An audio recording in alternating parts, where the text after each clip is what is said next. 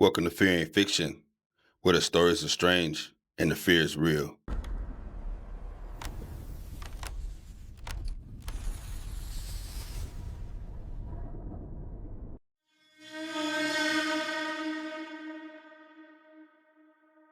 I used to work security in downtown LA, not the fancy part with the skyscrapers and office buildings. I'm talking about the old industrial district off Mateo Street. Warehouses from the 1900s, brick buildings, Victorian era construction, the kind of place where the streets are completely empty after dark and every sound echoes like it's in a tomb. This was back in 2010. I was working for a small security company that contracted with property owners to keep an eye on their buildings at night. The job was simple. Make sure nobody's breaking in to steal copper wire or setting up a homeless camp inside. Walk through, lock up, sit in your car, easy money. Until it wasn't. The warehouse I got assigned to sat on Mateo Street, 3 stories, red brick covered in decades of grime, windows so old and thick that you could see through them from the outside. The building had been empty for years. No power, no water, just a big empty shell with a history nobody wanted to talk about. My shift was 10 p.m. to 6 a.m., 4 nights a week. The instructions were clear. Unlock the front door, walk all 3 floors with your flashlight, check every room, lock up. If you see anything suspicious, call it in. Otherwise, just make sure the building's secure. The first night was boring. Second night, same thing. Just me, my flashlight, and the sound of my boots on concrete. Sometimes I'd see a rat.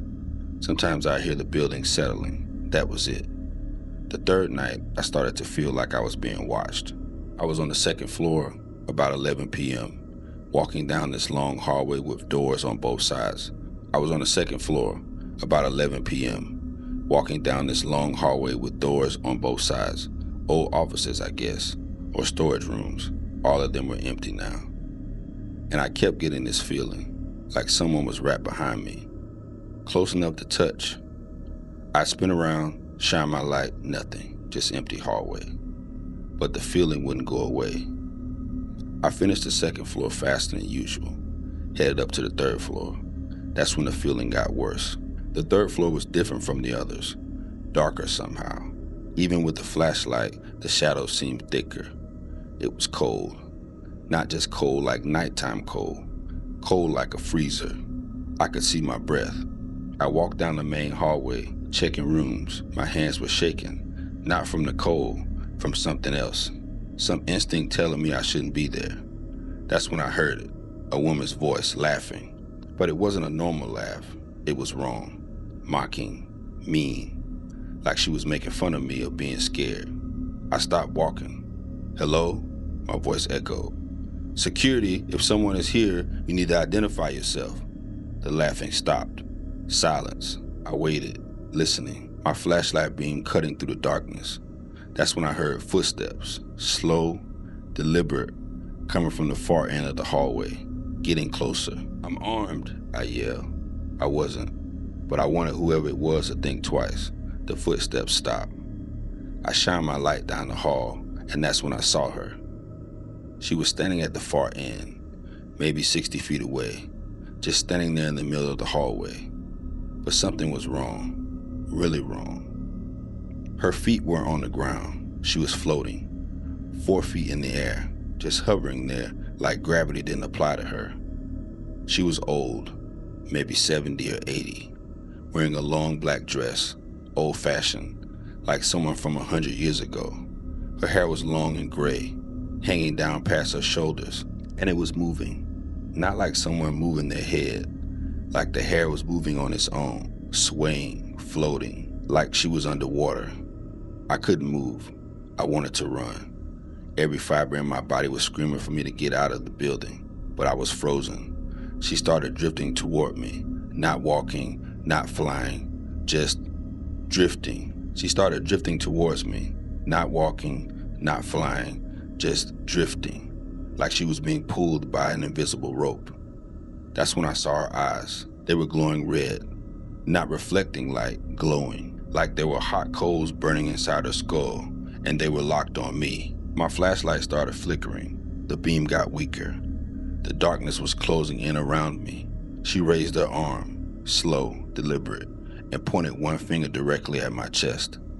And when she spoke, I felt it in my bones. If you hear one more minute, her voice wasn't human. It was layered, multiple voices speaking at once, some high-pitched, some low, all of them angry. I will kill you. The temperature dropped even more. My breath came out in clouds. I could feel frost forming at my jacket. And then she smiled. It was the worst thing I'd ever seen. Her mouth was too wide, wider than a human's mouth should be, and I could see inside. Just darkness, no teeth, no tongue, just a black void. She lunged at me. 1 second she was 60 feet away, the next second she was right in front of my face. I could smell her. Rot, decay, death, like something that had been dead for 100 years. I screamed. I turned and ran. I didn't look back. I didn't think. I just ran down the stairs as fast as I could. My flashlight died completely. I was running in total darkness, using my hands on the walls to guide me. I hit the first floor, saw the exit. The door was still open from when I came in. I ran straight through it and out into the street, but I didn't stop. I kept running, across the street, down the block. I didn't stop until I was a full block away from that building. That's when I realized I was crying, tears running down my face, my whole body shaking. I pulled out my phone and called 911. 5 minutes later, 2 patrol cars showed up, 4 officers.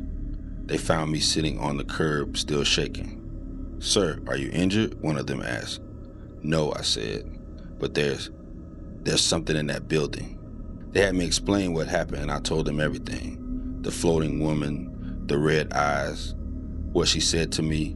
One of the officers, an older Latino guy, looked at his partner, then looked back at me.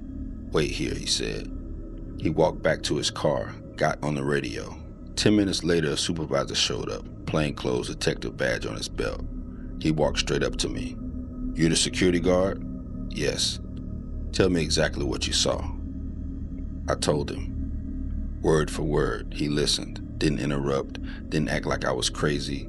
When I finished, he nodded, pulled out his phone and made a call. "Yeah, it's Rodriguez," he said into the phone. "I need you to pull the file on Mateo Street warehouse, the security contracts, yeah, that one." He listened for a minute, then he looked at me. "How many guards has your company sent to this location in the past 6 months?" "I don't know," I said. "I'm new." He spoke into the phone again. "Find out how many security guards they've cycled through at this address. Call me back." He hung up. He sat down on the curb next to me. "Let me tell you something," he said. "That building, 7 security guards have worked there in the last year. 7. You're number 8. "What happened to them?" I asked.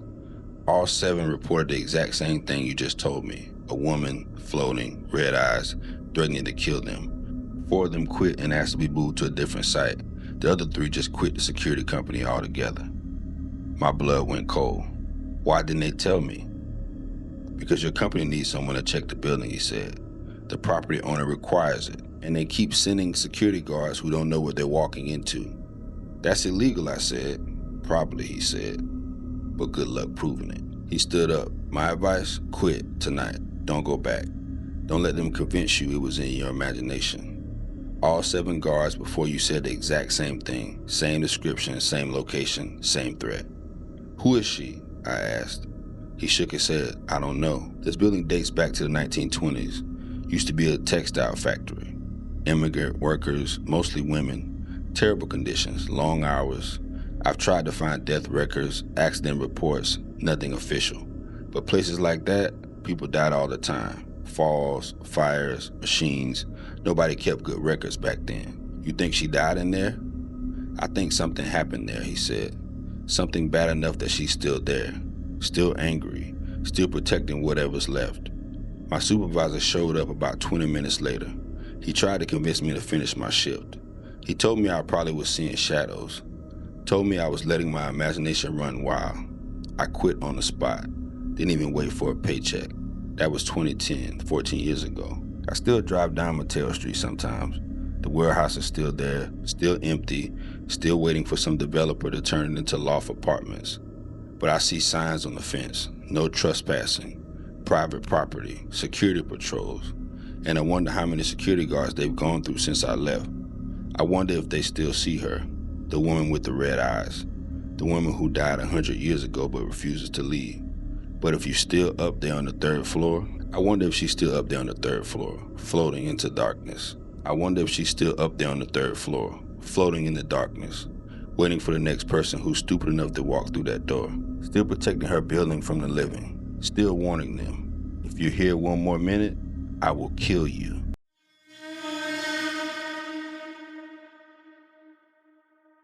Let me tell you about Rolling Acres Mall in Akron, Ohio. If you're from Northeast Ohio, you know the name, you know the reputation. And if you're smart, you stay the hell away from it after dark. The mall opened in 1975. Glass elevators, glass ceilings, a fountain with orange tiles. It was beautiful. In the 80s and early 90s, it was the place to be, but Rolling Acres was built on something dark, and that darkness never left.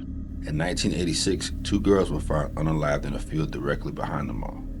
Wendy Alfredo and Donna McCreary, both young, both tortured before they were unalived.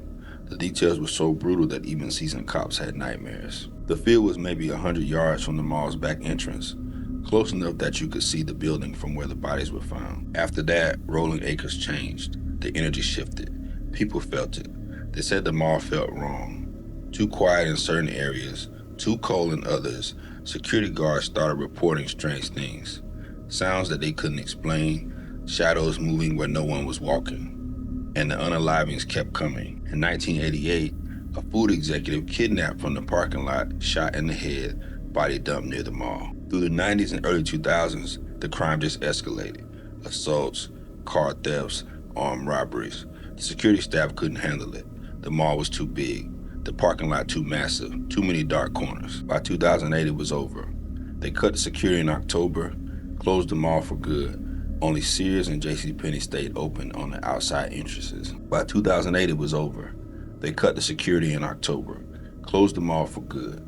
Only Sears and JCPenney stayed open with the outside entrances. But by 2013, even those were gone. That's when Rolling Acres became a graveyard. That's when the dead started making themselves known. I worked security there in 2007 until they closed. During that time, I never saw anything supernatural. Just a dying mall, empty stores, depressing. But after it closed, after it sat abandoned for years, that's when hell opened up. My cousin worked for a demolition company in 2015. They got contracted to start cleaning out old anchor stores. He called me after his 3rd day on the job. I can't go back there, he said. His voice was shaking. What happened? I asked. That mall is alive, he said. I don't know how else to explain it. That place is freaking alive. He told me what happened. They were working inside the old May Company building. 5 guys on the crew, daylight. Bright sun coming through the broken skylights. They were ripping out old fixtures, breaking down walls. That's when they heard footsteps, heavy boots, walking on the 2nd floor directly above them. Slow, methodical, like someone doing security rounds. They all stopped working, listened, the footsteps continued, walking from the east side of the building towards the center, then stopping, then starting again. Yo, who's upstairs? One of the guys yelled. No answer. They went upstairs, all 5 of them, checked every room, every corner, nothing there, just empty spaces and debris. They went back downstairs and started working again. 5 minutes later, the footsteps returned. Same pattern, east to center, stop, start again. This time, my cousin went up alone. He said he walked to the exact spot where the footsteps were coming from. The floor was covered in dust, old debris, years of neglect. There were no footprints. The dust was completely undisturbed. He stood there, looking at the floor. That's when he felt it. Someone breathing on the back of his neck. He spun around, nothing there. But the breathing continued, close, right behind his ear. He could feel it. Warm breath, in and out, steady. My cousin ran, didn't tell the crew what happened, just went back downstairs and tried to keep working. But then one of the other guys started screaming. They all ran to him. He was standing in what used to be the dressing room, pointing at the wall. His hand was shaking so bad he could barely keep it steady. Look, he said. On the wall, written in the dust, were words, fresh, like someone had just traced them with their finger. Get out. Nobody had been in that room. They'd been working on the other side of the building all morning. The dust was thick. Those words were new. The foreman called everyone together. We're leaving, he said. we'll come back tomorrow. But they didn't come back tomorrow. 3 guys quit that night, including my cousin. The company had hired a new crew, and the crew lasted 2 days before the same thing happened. Footsteps, breathing, words appearing on walls. In 2016, the demolition company had gone through 6 different crews. Nobody wanted to work there. The story spread Rolling Acres was haunted, cursed, evil. But the worst story didn't come from the demolition crews. It came from a night security guard. He told me this in 2012. I'll never forget it. We called this guy Mike. He was hired to do overnight security for one of the storage companies, renting a space in the old Dillard's building, 10 p.m. to 6 a.m., 4 nights a week. His job was simple. Walk the building, check the storage units, make sure no one was breaking in. The first 2 weeks were fine, boring. He'd walk his rounds, listen to music, sit in his car. Week 3 is when it started. He was doing his rounds, maybe 2 a.m., walking down one of the old aisles between storage units. That's when he smelt it. Perfume, strong, sweet, like someone had just walked past him wearing too much, but nobody was there. He kept walking. The smell got stronger, overpowering, making him dizzy. That's when he heard singing, a woman's voice, soft like a lullaby, and it was coming from the end of the aisle, from one of the storage units. He walked towards it, hand on his flashlight, ready to call out if he saw someone. He walked towards it, hand on his flashlight, ready to call out if he saw someone. But when he got to the unit, the door was locked, padlocked in place, hadn't been opened in months, based on the dust. The singing stopped. Marcus stood there listening, nothing. Then he heard something behind him. He turned around and she was standing there. A woman, maybe 30 feet away, just standing in the middle of the aisle, staring at him. She was wearing 80s clothes, big hair, shoulder pads, bright colors. Her face was wrong. Too pale, too still, like a mannequin. Mike tried to speak. Ma'am, this is a secured area. You can't be here. She didn't respond, didn't blink, just stared. He took a step towards her. Ma'am, I need you to... She smiled. It wasn't a normal smile. Her mouth opened too wide, way too wide, but he could see inside. Her mouth was full of blood, fresh blood, running down her chin, dripping on her clothes. That's when she started walking towards him. She moved unnaturally fast. Mike turned around and ran. He didn't look back. He just ran straight through the building and out to his car. He called his supervisor, quit over the phone, refused to go back inside to get his equipment. Let someone else get it, he said. I'm not going back in there, ever. I asked him who he thought she was, what she wanted. Mike shook his head. I don't know, but that mall is full of them. All of these people who died there, all that violence, all that blood, it's soaked into the building. Now they're stuck there, trapped, angry. Rolling Acres Mall was finally demolished between 2017 and 2019. They had to bring in crews from out of state. Locals refused to touch it. Even during demolition, workers reported seeing things, hearing things. One guy said he saw a woman standing in the window on the 2nd floor, watching them tear the building down. When he pointed her out to his coworker, she vanished. Amazon built a distribution center on the site, opened in 2020, over 1,500 employees. I wonder how many of them know what used to be there. I wonder if they feel it. The cold spot near the loading docks, the area where people refuse to work alone. I wonder if that woman with the blood in her mouth is still there, still walking those aisles, still looking for someone to smile at. I wonder if those footsteps still echo through the building at night, even though the building is gone. I wonder if the dead at Rolling Acres ever found peace, if they're still there, still trapped, still walking through the mall that doesn't exist anymore, still waiting for the next person to see them, to acknowledge them, to let them know that they're not alone in that darkness.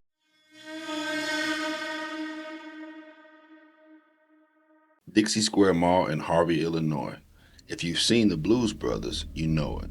The mall chase scene. Car crashing through storefronts, glass exploding everywhere, total chaos. The mall was real, and the chase scene, that was just the beginning of its nightmare. Let me tell you about what they don't tell you in that movie. What happened after the camera stopped rolling. What that mall became in the 30 years it sat abandoned. And why nobody from Harvey will go near that site. Even now, even after they tore it down. The mall opened in 1966. 50 stores. It was supposed to save Harvey, bring jobs, bring money, bring hope. It lasted 12 years. In 1972, people were getting shot in the parking lot. In 1973, 3 unalivings in 1 year. A woman shot during a robbery, A man shot on mall property. A teenage girl strangled until her unaliving. The mall closed in November 1978. In 1979, they rented it to film The Blues Brothers. The movie crew completely destroyed the interior, smashed through storefronts, wrecked the corridors, left it in ruins. And then they just left it there for 30 years. During that time, Dixie Square became something else, something dark, something that shouldn't exist. I'm from Harvey, born and raised. I remember when that mall was still open. My mom took me there when I was 5 years old. I remember the stores, the people, the sound of the voices echoing through the corridors. By the time I was a teenager in the 90s, nobody went near it. Not if you had any sense, you didn't. The building was rotting. Second floor collapsed through the first. Trees growing through the holes in the roof. Every window smashed, graffiti covering every surface. That's not why people stayed away. People stayed away because of what was inside. The most common stories were the voices. People who lived near the mall said they'd hear them at night. Dozens of voices, hundreds maybe, all talking at once, murmuring like a crowd of shoppers. But the mall had been closed for 20 years. Nobody should have been there. Security guards who patrol the area for the city refused to go inside. They sit in their cars, watch the building from a distance, but they wouldn't go in. One of them told me why. His name was Carl, old guy, retired cop. He worked private security in the late 90s. He said the city assigned him to check the mall property 3 times a night. Just drive by, make sure nobody was breaking in, make sure no fires were starting. One night in 1998, he saw lights inside, flickering lights, moving through the corridors. He called it in. Backup arrived, 2 patrol cars, 5 officers total. They went inside with flashlights. The interior was wrecked, collapsed ceiling, flooded floors, graffiti but no people, no lights, nothing. They split up, checked different sections, the main corridor, the anchor stores, the food court. That's when they heard it. Footsteps, running fast like someone sprinting. They all stopped and listened. The footsteps were coming from the second floor, running from one end to the other. They shined their lights up. The second floor was partially collapsed, big section of floor missing. They shined their lights up. The second floor was partially collapsed, big sections of floor missing. You could see straight through to the ceiling above. One of the cops called out, "Police, come down here now." The footsteps stopped. Silence. Then they heard a scream, a woman scream, blood curdling, terrified like someone was being unalived. Then it stopped abruptly, like someone had cut the sound. All 5 officers looked at each other. Carl said nobody spoke. Nobody wanted to acknowledge what they'd heard. They kept searching, but they found nothing. No people, no homeless camps, no evidence of anyone who had been there recently. As they were leaving, they heard it again. Behind them, a sound of a crowd, dozens of voices, all talking at once, shouting, screaming, and laughter, children's laughter. Carl sounded like the mall was full, like it was a busy Saturday afternoon, 1975, before the unalivings, before the decay, when the mall was alive. But when they turned around, there was nothing, just empty corridors, just darkness. They all left, fast. Nobody talked about it. Carl said they had an unspoken agreement never to mention what happened that night. But he told me years later, the mall kept everything, he said. Every person who ever walked through those doors left a piece of themselves behind. Every conversation, every transaction, every moment of fear. It all stayed there, trapped in the building like a recording. The worst story I ever heard came from my cousin Jamal. This happened in 2008, 4 years after they demolished it. Jamal and his 3 friends decided to explore the mall. Urban exploration, that's what they called it. They wanted to see it before it was torn down. Take pictures, make a video. They went at night, brought flashlights, cameras. They were ready. They broke in through a side entrance. The smell hit them immediately. Mold, decay, stagnant water, death. But they kept going, walking through what used to be the main corridor, taking pictures, filming. Jamal said the energy felt wrong from the start, heavy, oppressive, like the building was pushing down on them. They made it to the center court, where the fountain used to be. It was full of stagnant water now, black, thick, covered in algae. That's when they heard the children, laughing, playing, running. It sounded like dozens of kids, maybe more, having fun, playing tag or hide and seek. But they were alone in that building. They could see the whole center court. No kids, no movement, just darkness and water. One of Jamal's friends, John, called out, "Yo, if someone is in here, show yourself." The laughing stopped. Complete silence. Then a voice, a little girl's voice, high-pitched, sweet, came from right behind them. "Do you want to play with us?" All four of them spun around. Nobody there. The voice came again, closer this time, right in Jamal's ear. "Please play with us. We're lonely." Jamal felt a cold breath on his neck. He could smell it, sweet, rotten like candy that had been sitting in the water for years. They ran, all of them, not looking back, just running straight for the exit, their flashlights bouncing wild. Behind them, they heard the children chasing, little feet running, getting closer, laughter, high-pitched, manic, not human. Jamal said it felt like something grabbed his jacket, pulled him back. He ripped free, kept running. They burst through the exit into the parking lot, kept running to their cars. When they got in and locked the doors, they looked back at the mall. In one of the second-floor windows, they saw her, a little girl, maybe 8 years old, pale, wearing old clothes. She was just standing there, watching them, not moving, just staring. Then she smiled and waved. Jamal's friend John started crying, right there in the car, grown man crying like a baby. They never went back, never told anyone except family. Dixie Square Mall was demolished in 2012. It took months. The building fought them the whole way. Equipment breakdowns, workers, injuries, delays. One worker told a reporter that one building didn't want to come down, that it felt like something was holding it together, protecting it. When they finally finished, they leveled the site completely, removed every piece of debris, made it flat earth. But people who live near there say it's not gone. They say they still hear the voices at night, coming from where the mall used to be. Crowds of people, shopping, talking, living. They say Dixie Square Mall is still there, not physically but spiritually, energetically. A ghost mall full of ghost shoppers, ghost security guards, ghost children, all trapped in Harvey forever. Still shopping in the building that doesn't exist. Still playing in the corridors that aren't there. Still screaming into the darkness. Still waiting for someone to acknowledge them, to see them, to know they're still there. Still unalived, still trapped, still alone.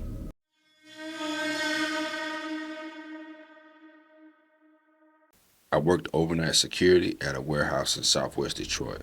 The kind of place where you don't talk about it unless you've worked there. The kind of place that doesn't show up on Google Maps properly. The warehouse was on Junction Avenue, near the old train yards, surrounded by abandoned factories and burnt out houses. The whole area was dead, had been for 20 years. The company that hired me didn't tell me what they had stored there. Just said to me, I need to patrol the building every hour, check the doors, make sure no one broke in, keep the crackheads and scrapers out. Easy money, $12 an hour, 5 nights a week, midnight to 8 a.m. I took the work. I needed it. The first night the supervisor gave me the keys and a flashlight. The building had electricity, but half of the lights didn't work. Too expensive to fix, he said. Stay on the first floor, he told me. Don't go upstairs, don't go in the basement, just patrol the main floor. That's all we need. Why can't I go upstairs, I asked. Because I'm telling you not to. That was it, no explanation. The building was massive, maybe 200,000 square feet. Ceiling maybe 30 feet high. Ceilings 30 feet high. Rows and rows of metal shelving filled with boxes, pallets stacked to the ceiling. It smelled like dust and oil and something else. Something sweet and rotten that I couldn't identify. My first patrol was fine. Walked the perimeter, checked all the doors. Everything was locked. Everything was quiet. But at 3 a.m., I was sitting in that security office, a small room near the front entrance with a desk, a chair, and 6 monitors showing me different parts of the building. 4 of the cameras worked, 2 were just static.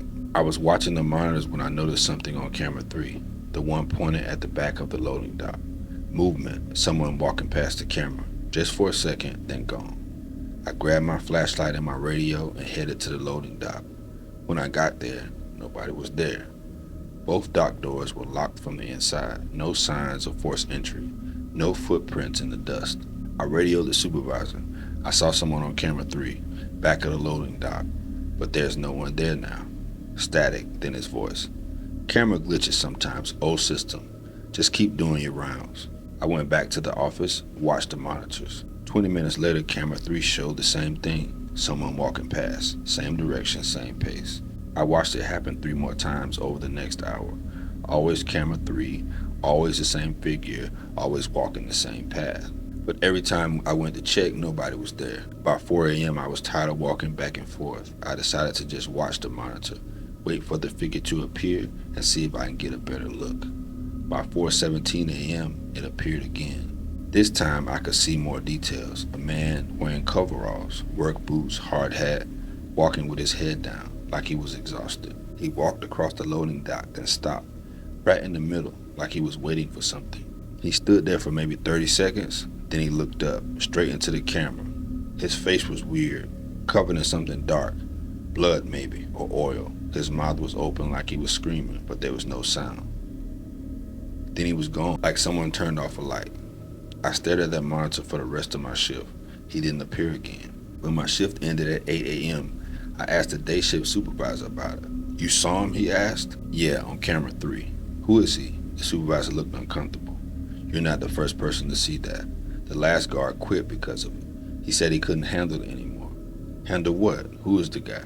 He was quiet for a long time. "You know what this building used to be before it was a warehouse?" "No. Automotive parts factory. Been here since the 1950s. Closed down in 2008 during the recession. Laid off 300 workers. Most of them never found another job." "Okay, so what does that have to do with the guy on the camera?" "One of the workers didn't take the layoff well. Came back to the factory, climbed up to the catwalk on the second floor, stood there for a while, then jumped. Landed on the loading dock, cracked his skull open, died instantly. I felt cold."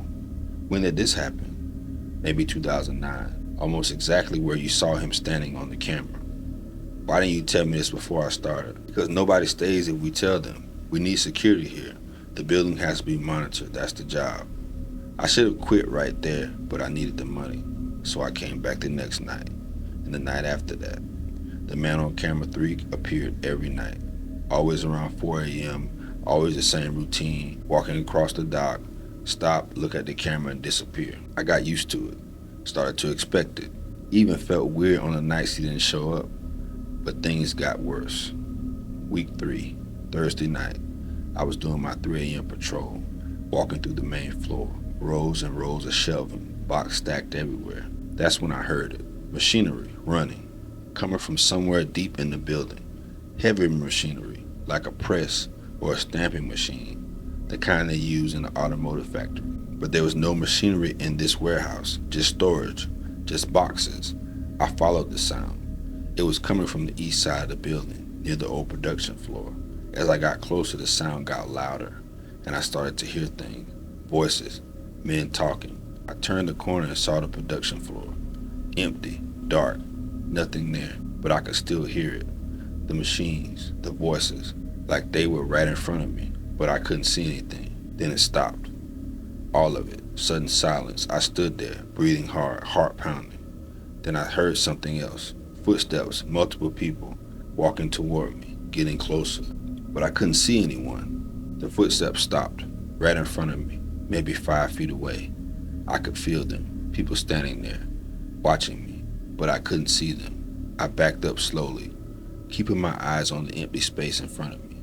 That's when I felt it, a hand on my shoulder from behind. I spun around, nobody there.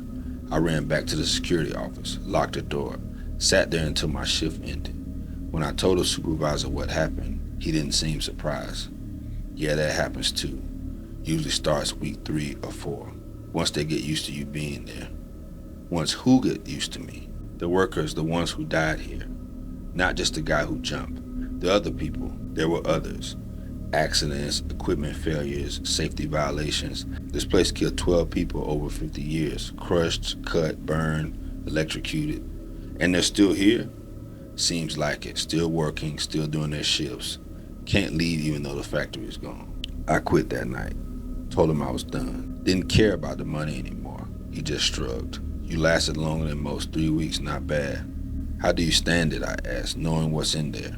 "I work day shift," he said. "They only come out at night." I left Detroit 3 months later. Moved to Ohio. Got a job doing security at a shopping center. Normal hours, normal work. But sometimes I still think about the warehouse on Junction Avenue. About the man on camera 3, still walking across the loading dock. still looking up at the camera, still trying to understand why he's stuck there. About the workers on the production floor, still running machines that don't exist, still working shifts at a factory that closed 15 years ago, still trapped, still unable to leave. And I wonder how many other places are like that. How many abandoned factories? How many closed warehouses? How many dead buildings in Detroit and other cities?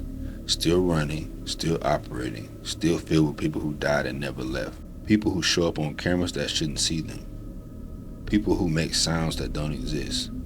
People who touch you even though they're not there. I don't work overnight security anymore. I don't care how much it pays, because some places don't let you leave, even if you're still alive.